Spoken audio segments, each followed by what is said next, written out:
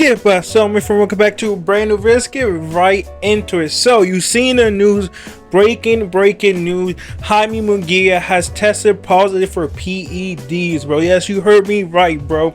So apparently on May 2nd, the day of his fight, he was discovered to have high traces of testosterone. I don't know how high it was, but they pretty much say it was higher than usual. Like someone shouldn't have that high much testosterone, how you fucking pronounce it.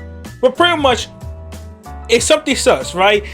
He has something in his system. His testosterone wasn't normal.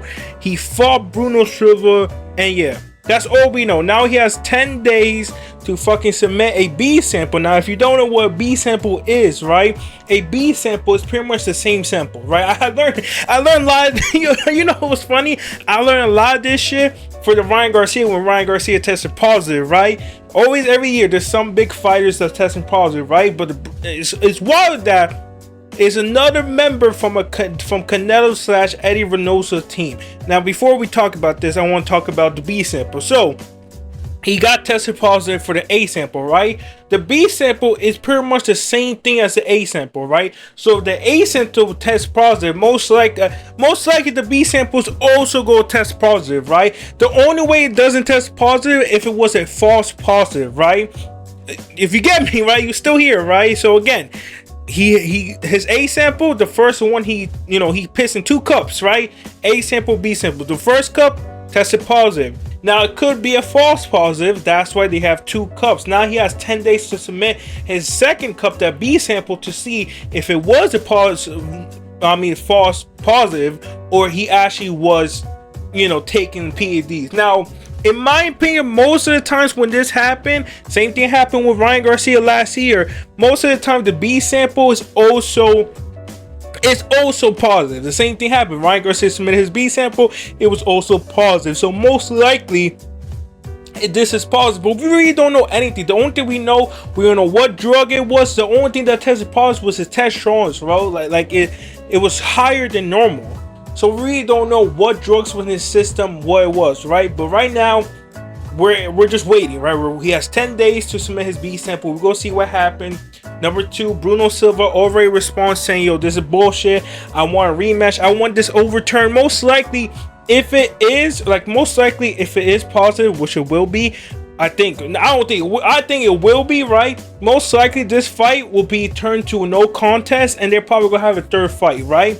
But again, it's crazy. Now let's talk about it. It's crazy. This is like the 5th guy that got tested positive for PEDs. Like, again, I don't want to say it's Eddie Reynoso's fault, but like it's kind of getting suspicious, because if you want to track down who tested positive, now of course Canelo tested positive for 2018. He said it was because of me and fucking while he was in Mexico. The thing is, he never tested positive again, and that was 6 years ago. No, that was 7 years ago, right? So a lot of people go bring this up, right? The thing is, if you test positive once, it doesn't matter if you test positive once. You always go to remember that you test positive once, and there always go be people like, are you like, was that Ashley? Were you Ashley on PEDs, or are you just good at hiding it, right? Again, Canelo tested positive 7 years ago. That's almost a decade ago. So again, take it as how you want.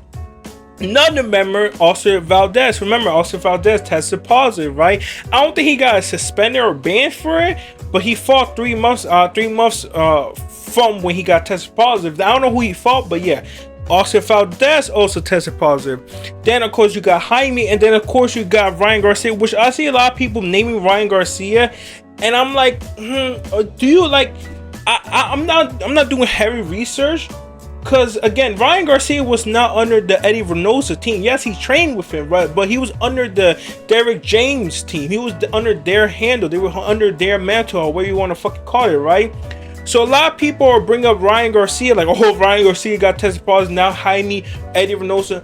I'm like, yo, Ryan was nowhere near fucking, like, he was not training, like, he didn't even fucking, he's going to join the Eddie Reynoso team most likely, but he still didn't. He's still under Derek James, right?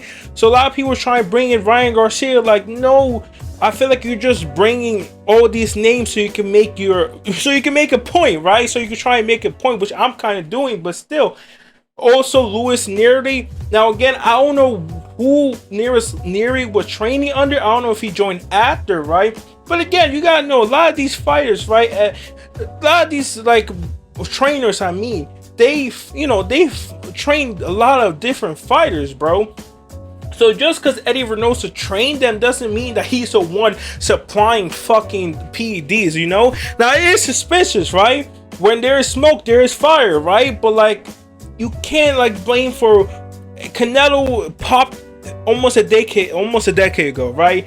Ryan Garcia popped last year, wasn't under Eddie Reynoso. He wasn't training him. Jaime Munguia popped to like if this year. Again, we gotta wait to the B sample. Most likely it's gonna be the same thing as the A sample because it's the same sample, it's just different times, right? But could be false positive, but we gotta find out. But still, he texted positive. Also, Oscar Valdez, he was definitely under the. I'm pretty sure he was under the Eddie Reynoso team. I'm not sure, but I'm pretty sure, right? Also, don't forget Julio Cesar Martinez. I think his name also tested positive. So again, it's just like, yes, a lot of fighters who Eddie trained has popped, but like, were they with Eddie at the moment? Like when they popped, I can only confirm 3, right? Canelo, Oscar, and fucking Jaime. But I don't think Luis Neri was under the fucking Canelo and Eddie Reynoso's team. I don't even think I think Julio Cesar Martin was. I'm not sure. I need research, and I'm not sure if fucking even Oscar Valdez, to be honest, because again, you gotta look back and see. But it's not a good sign, right? It doesn't look good that another member, a 6th or 5th member of a fucking Eddie Reynoso team has tested positive. It's not looking good. It's just gonna bring more speculation, more questions to, is Eddie Reynoso, like, maybe there's gonna be a full investigation? Is Eddie actually like I don't think Eddie's like, yo, come to our camp, we give you some PEDs. I don't think so, right? We just gotta find out what happens. We need more details before we start saying shit. But of course, boxing fans are not doing that. They're already saying that Eddie Reynoso fucking is dirty. He's handing out PEDs, which I don't think is true. But again, it could be true. Maybe we find out later. But anyways, that's all the news. He tested positive. Most likely that fucking fight against Bruno Silva is getting fucking overturned. That he's submitting his B sample. Like I said before, his B sample is the same thing as the A sample. So most likely it's gonna say the same thing, right?